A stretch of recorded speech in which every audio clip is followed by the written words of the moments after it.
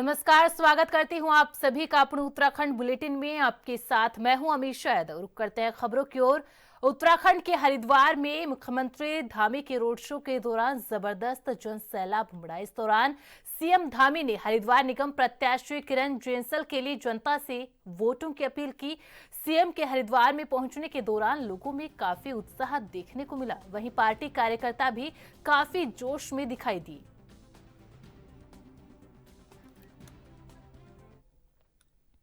उत्तराखंड में निकाय चुनाव के लिए मुख्यमंत्री धामी निरंतर रैलियां और जनसभाएं कर रहे हैं। वहीं इस दौरान एक जनसभा में मुख्यमंत्री धामी ने कांग्रेस की सोच को मुगलिया सोच करार दिया। मुख्यमंत्री धामी ने कहा, जब भी हम समान नागरिक संहिता की बात करते हैं तो कांग्रेस उसे एक समाज को टारगेट करने की बात कहते हैं।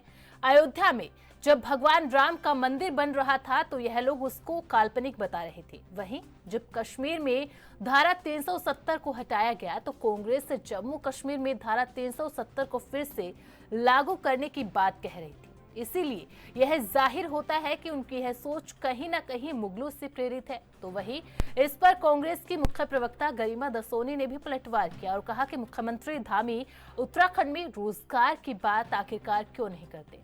देखिए, हम जब समान नागरिक संहिता की बात करते हैं तो वो हमेशा कहते हैं कि एक वर्ग को हम टारगेट कर रहे हैं, जबकि हम किसी वर्ग को टारगेट नहीं कर रहे हैं। अयोध्या में भगवान श्री राम का मंदिर बन रहा था तो उसे काल्पनिक बताते हैं। कश्मीर में आदरणीय प्रधानमंत्री मोदी जी के नेतृत्व में देश की आज़ादी के बाद एक देश के अंदर बड़ा अभिशाप था।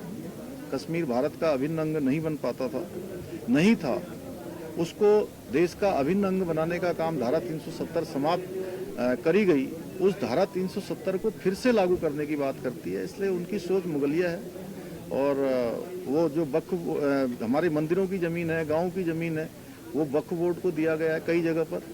और इस प्रकार से हमेशा कांग्रेस ने तुष्टीकरण किया है, हमेशा उनकी ये सोच रही है। धन्यवाद। कांग्रेस की बताई वो सोच तो खुद मुख्यमंत्री जी को परेशान करती है, ऐसा समझ में आया, क्योंकि इस प्रदेश के अंदर जिहाद शब्द लाने वाले मुख्यमंत्री हैं। कभी लैंड जिहाद कहा, कभी थूक जिहाद कहा, और उसके अलावा म से मंदिर, म से मुस्लिम, म से मजार, इससे आगे कभी मुख्यमंत्री जी बढ़े ही नहीं। धर्मांतरण कानून और यूसीसी, ये सारी वो बातें हैं जो दिखाई देता है कि मुख्यमंत्री जी को एक समाज विशेष परेशान करता है और उसको टारगेट करने के लिए ही आप एक एजेंडे के तहत सरकार चला रहे हैं, वरना उत्तराखंड में होने जा रहे 38वें राष्ट्रीय खेलों के लिए तैयारियां जोरों शोरों से चल रही है। 28 जनवरी को प्रधानमंत्री नरेंद्र मोदी देहरादून पहुंचकर राजीव गांधी इंटरनेशनल स्टेडियम में राष्ट्रीय खेलों का शुभारंभ करेंगे। उत्तराखंड सरकार इस महाआयोजन की छाप पूरे देश में छोड़ना चाहती है। यही वजह है कि सरकार ने निर्णय लिया है कि देश के सभी राज्यों के मुख्यमंत्रियों को निमंत्रण पत्र भेजा जाएगा, जिसकी शुरुआत भी हो चुकी है। उत्तराखंड के मुख्यमंत्री धामी की ओर से भारत के सभी मुख्यमंत्रियों को इस महाआयोजन में शामिल होने का पत्र भेजा जा रहा है।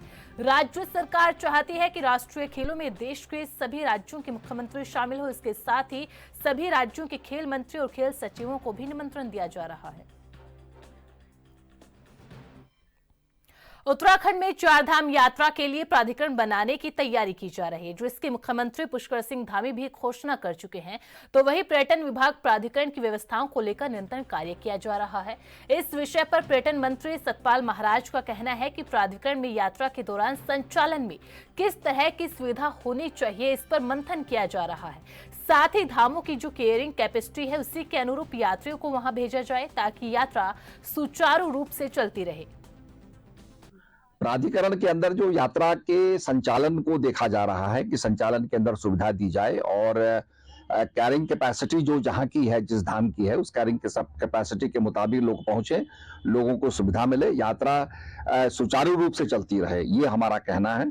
और इसी के लिए जो है पहले आनंद वर्धन जी ने एक मीटिंग ले ली है, उसके बाद फिर मैं मीटिंग लूंगा और इसमें सभी के जितने भी स्टेक होल्डर्स हैं उन सबके सुझाव लिए जाएंगे, चाहे ट्रांसपोर्ट वाले हों, चाहे सभी लोग हों। और हमारा ये मानना है कि जो ट्रांसपोर्ट अथॉरिटी के लोग हैं और ट्रांसपोर्ट में जो काम करते हैं वो जीएसटी का बिल हमारे उत्तराखंड में काटें। अगर टैक्सी का जीएसटी का बिल दिल्ली में कटता है तो दिल्ली की स्टेट को लाभ होता है, उत्तराखंड को लाभ नहीं मिलता।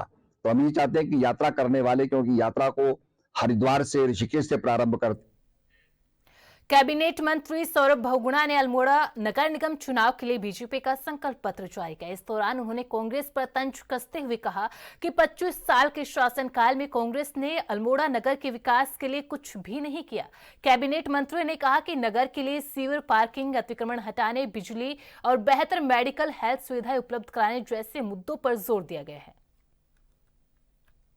अल्मोड़ा के लिए हमारा संकल्प पत्र आज हमने इसको शुभारंभ किया है इसमें, और इसमें हमने एक समस्त अल्मोड़ा की जो समस्याएं हैं उसको कहीं ना कहीं दर्शाया है। जो पिछले 25 साल से अल्मोड़ा जूझ रहा है, जैम की समस्या से, सीवर लाइन की समस्या से, इंफ्रास्ट्रक्चर की समस्या से, पार्किंग की समस्या से, हमारे जो इलेक्ट्रिफिकेशन है उसकी समस्या से, जो हमारे अतिक्रमण है उसकी समस्या से, जो हमारा बाज़ार विकसित नहीं हो पा रहा है उसकी समस्या से, जो हमारी मेडिकल हेल्थ फैसिलिटीज़ हैं, स्पोर्ट्स की फैसिलिटीज़ हैं, और उसके साथ साथ जो बच्चों को एजुकेशन से जोड़ने की फैसिलिटीज़ हैं, उससे जो 25 साल से अल्मोड़ा पीछे छूट गया है, कहीं ना कहीं हमने इस संकल्प पत्र में उसको दर्शाया है।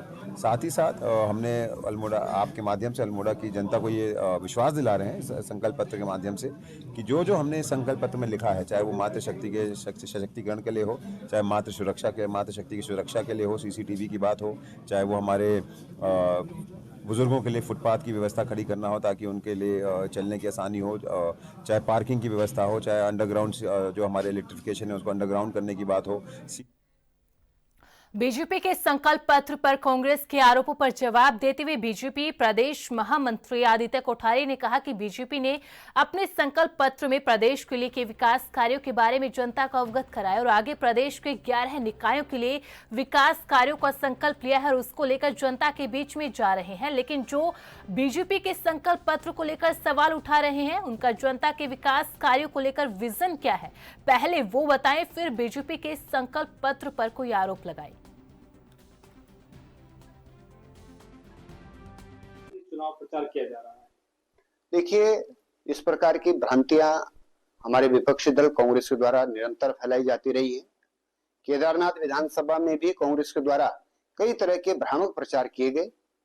मलिन बस्तियों में जो भी लोग निवास कर रहे हैं, सरकार उनके सुनियोजित पुनर्वास की व्यवस्था होने के बाद ही उनको हटाने की बात करेगी, क्योंकि वो लोग भी हमारे ही हैं। और मलिन बस्तियों के जो गरीब तबका है, जो साधनहीन लोग हैं, उनको हम प्रधानमंत्री आवास के तहत और अन्य योजनाओं के तहत उनकी जब रहने की समुचित व्यवस्था हो जाएगी तो फिर उनको हटाने के विषय में तब बात करेंगे। हम किसी को भी बेघर नहीं होने देना चाहते हैं। हम किसी को भी जो है, किसी भी, चाहे कोई अतिक्रमण हो या अन्य चीज हो, उसके नाम पर किसी को डिस्टर्ब नहीं करना चाहते हैं। हमारी सरकार की ये स्पष्ट मंशा है। प्रधानमंत्री जी भी लगातार कह रहे हैं, और प्रधानमंत्री जी ने जो करोड़ों घर देने की बात की है वो उन सभी लोगों को की है जिनके पास छत नहीं है, जिनके पास अपने घर नहीं है। इसलिए इस प्रकार की भ्रांतियां जो फैलाई जा रही है प्रदेश के अंदर, ये बिल्कुल तथ्यहीन है और मैं इसकी घोर निंदा करता हूं। हमारी सरकार सभी के विषय में सम्यक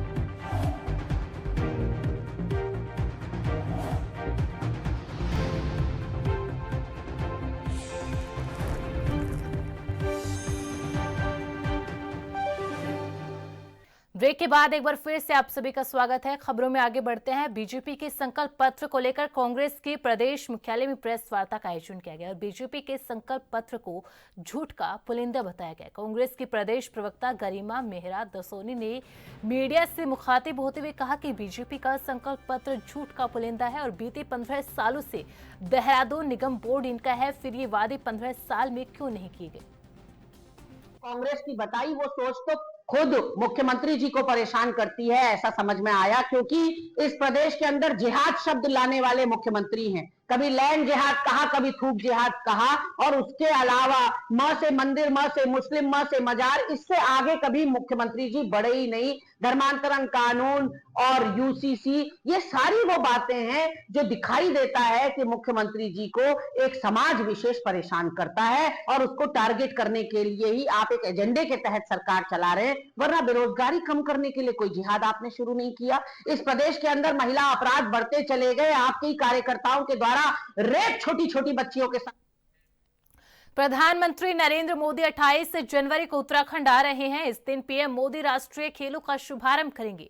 साथ ही प्रधानमंत्री मोदी शीतकालीन यात्रा को बढ़ावा देने के लिए शीतकाल प्रवास स्थल मुखबा या खरसाली भी जा सकते हैं। एक दिवसीय कार्यक्रम में प्रधानमंत्री मोदी 5 से 6 घंटे उत्तराखंड में बिताएंगे। इस दौरान पीएम मोदी केदारनाथ और बद्रीनाथ के निर्माण एवं विकास कार्यों की समीक्षा करेंगे। माना जा रहा है कि पीएम मोदी वाइब्रेंट विलेज या मां गंगा के शीतकालीन प्रवास मुखबा जाएंगे।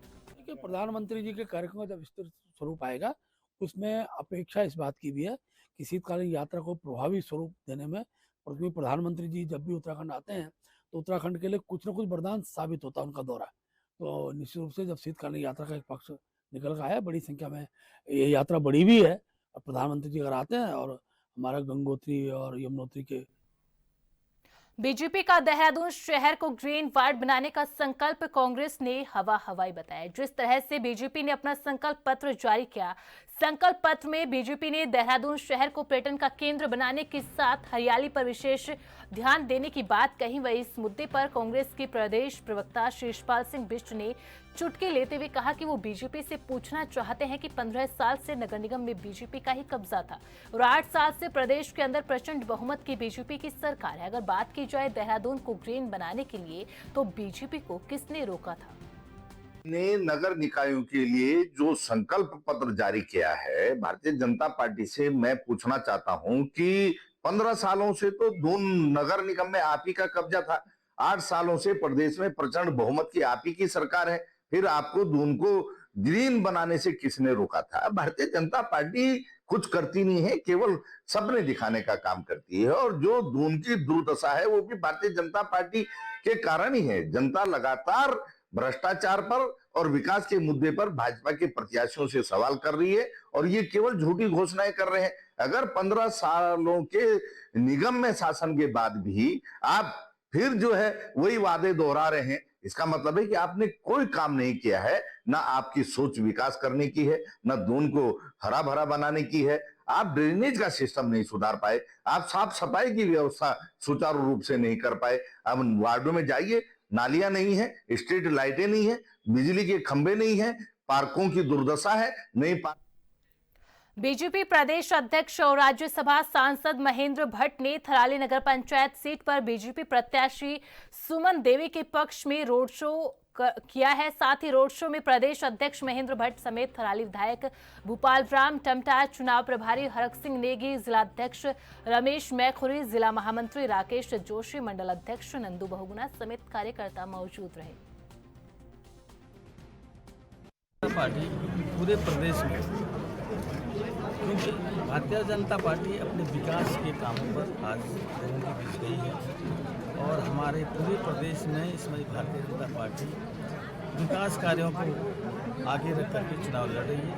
और आज मैं माननीय सदस्य जी का धन्यवाद करना चाहता हूँ कि उन्होंने समय निकाल करके नंदा नगर उठाने के लिए उन्होंने रोड शो में शामिल नई ऊर्जा और कार्यक्रम हम सब बेहतर देते हैं। जहाँ तक नगर पंचायत के सवाल है, निकाय चुनाव में पार्टियों के स्टार प्रचारकों को लेकर कांग्रेस नेता सूर्यकांत धस्माना ने सवाल उठाए। सूर्यकांत धस्माना ने कहा कि निकाय चुनाव में अपने लोकल स्तर के मुद्दे होते हैं और इन्हीं मुद्दों को लेकर चुनाव लड़े जाते हैं, लिहाजा स्टार प्रचारकों को इन सभी से दूर रहना चाहिए क्योंकि उनका इन मुद्दों से कोई सरोकार नहीं रहता।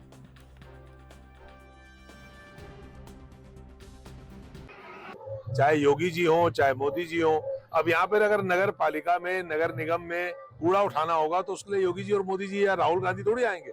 यहाँ तो स्थानीय लेवल पर जो मेयर बनेंगे, जो पार्षद बनेंगे, जो यहाँ पर प्रतिनिधित्व करेंगे, उन लोगों को देखना है। जल भराव होता है, बाढ़ आती है, कूड़ा उठान है, सफाई की व्यवस्था है, प्रकाश की व्यवस्था है, ट्रैफिक की व्यवस्था है, उसको लोकल लेवल पर, ये लोकल सरकार है, ये राज्य की और देश की सरकार नहीं है। इसलिए यहाँ पर राहुल गांधी जी के नाम पर, मोदी जी के नाम पर, योगी जी के नाम पर वोट नहीं मांगा।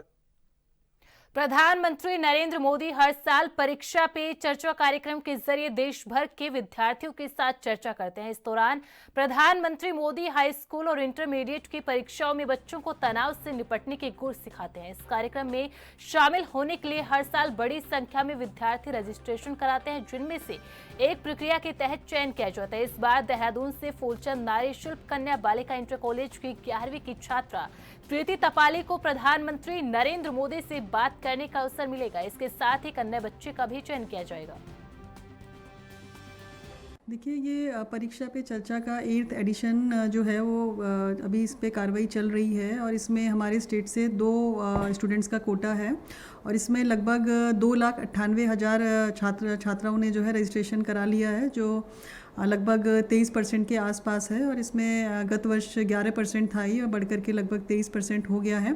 टोटल एनरोलमेंट हमारे स्टेट का जो टारगेट था वो 12 लाख था, तो उसके अगेंस्ट लगभग 3 लाख यानी 2,98,000 बच्चों ने इसमें रजिस्ट्रेशन करा दिया है।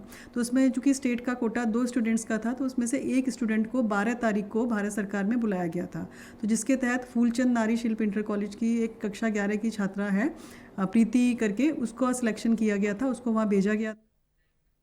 प्रयागराज में 13 जनवरी से शुरू हो चुके महाकुंभ के लिए देहरादून से फाफामऊ रेलवे स्टेशन तक चलने वाली विशेष आरक्षित ट्रेन में रिजर्वेशन शुरू हो गए। इस ट्रेन में एक बार में 1200 यात्री सफर कर सकेंगे। ट्रेन में 2 सामान्य, 12 स्लीपर और एक कोच एसी 3rd और एसी 2nd के होंगे। उत्तर रेलवे मंडल ने देहरादून वासियों को महाकुंभ में पहुंचाने के लिए विशेष आरक्षित ट्रेन दून फाफामऊ एक्सप्रेस शुरू की है। Vipul Nautiyal, deputy station superintendent Dehradun ने बताया कि देहरादून रेलवे स्टेशन से फाफामऊ तक ट्रेन संचालित की जा रही है। यह ट्रेन देहरादून रेलवे स्टेशन से 18, 21, 24 जनवरी और 9, 16, 23 फरवरी को सुबह 8 बजे रवाना होकर हरिद्वार, नजीबाबाद, मुरादाबाद, बरेली, लखनऊ, रायबरेली होते हुए रात 11:30 बजे फाफामऊ पहुंचेगी। ये देहरादून से भी एक चला जाएगी स्पेशल ट्रेन महाकुंभ के उपलक्ष्य में देहरादून से आपके प्रयागराज के लिए, और ये प्रयागराज से करीब आपके 10-15 किलोमीटर पहले एक स्टेशन पड़ता है फाफामऊ, वहाँ के लिए मतलब जाएगी यहाँ से। और ये मॉर्निंग में सुबह 8:15 बजे जाएगी, रात को करीब आपके 12 बजे 23:50 एग्जैक्ट वहाँ पहुँचती है ये, और फिर वहाँ से ये सुबह चलेगी आपके, इसका सुबह चलने का टाइम है वहाँ से आपका 6:30 बजे, सॉरी ये है 6:30 बजे वहाँ से चलेगी फिर, और वापस ये देहरादून आएगी। देहरादून पहुँचेगी आपके 9:30 बजे नेक्स्ट डे। तो ये टोटल 6 ट्रिप है हमारी यहाँ से देहरादून से, 6 ट्रिप है आपके। इनकी डेट्स हैं कि आपके जनवरी में है 18 तारीख, 21 तारीख, 24 तारीख, 3 दिन जनवरी में है। उसके बाद फिर फरवरी में है 9 तारीख, 16 तारीख और 23 तारीख। टोटल 6 ट्रिप जाने की हैं और वैसे ही 6 ट्रिप वापसी की भी हैं। जनवरी में है आपके 19 तारीख, 22 तारीख, 25 तारीख, इन 3 दिन वहाँ से भी आएगी, और फरवरी में 10 तारीख, 17 तारीख और 24 तारीख। टोटल 6 ट्रिप जाने के, 6 ट्रिप आने के। किराया क्या? इसमें किराया बता रहा हूँ मैं आपको। इसमें देखिए, एक तो ये देख लीजिए, जिलाधिकारी आलोक कुमार पांडे ने आज जिला कार्यालय अल्मोड़ा में एक महत्वपूर्ण बैठक आयोजित की, जिसमें जनपद के अंतर्गत मेरा गांव मेरी सड़क योजना के तहत चल रहे सड़क निर्माण कार्यों की समीक्षा की। बैठक में मौजूद अधिकारियों को उन्होंने निर्देश दिए कि सड़क निर्माण कार्यों की गुणवत्ता का विशेष ध्यान रखा जाए। साथ ही स्पष्ट कर दिया कि सड़कों का निर्माण केवल यातायात के लिए नहीं बल्कि गांव के सौंदर्यीकरण के लिए भी किया जा रहा है। इसीलिए सड़क निर्माण में इंटरलॉकिंग टाइल्स का उपयोग अनिवार्य किया गया ताकि सड़कें अधिक मजबूत और टिकाऊ बन सके। इसके साथ ही सड़कों की दीवारों पर रंग रोगन करके गांवों की शोभा बढ़ाई जाएगी। वरिष्ठ पुलिस अधीक्षक मणिकांत मिश्रा ने निकाय चुनाव को लेकर अवैध शराब माफियाओं पर पैनी नजर रखने के लिए पुलिस को निर्देशित किया। इसी क्रम में पुलिस और एसओजी की टीम ने शराब के 119 पवों के साथ 2 आरोपियों को गिरफ्तार करने में सफलता हासिल की। कोतवाली परिसर में घटना का खुलासा करते हुए अपर पुलिस अधीक्षक अभय सिंह ने पत्रकारों को बताया कि पुलिस ने उनके पास से नकली शराब के 217 पव्वे बरामद किए हैं।